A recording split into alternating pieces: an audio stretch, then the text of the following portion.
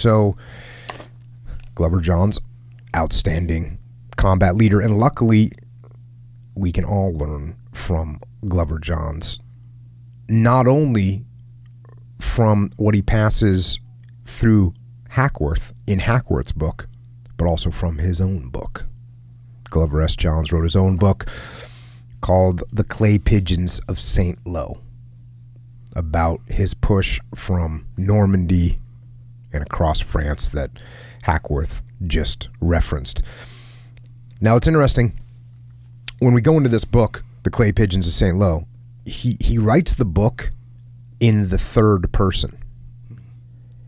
And he says that it was just easier for him to write it that way. So in other words, he doesn't say, I did this and I did that. He says, Major Johns did this and Major Johns did something else. Mm-hmm. But what's interesting is he said that one of the reasons he was able to, or one of the reasons that he did that was because the guy that was commanding in combat, was a battalion commander in combat, was different from his normal self. Right. And so he had this combat Johns, combat Glover Johns that was out there leading things, and he had normal Johns that was the way he lived his normal life. But it was easier for him to write and more natural for him to write about this Major Johns guy in the third person. And he also likes it because it gives him the ability to kind of detach from and explain what was going on. Yeah.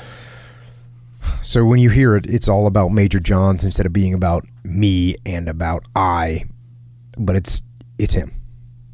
And even though it's written from the third person, it is absolutely a first person account from a battalion commander in combat, close, intense combat.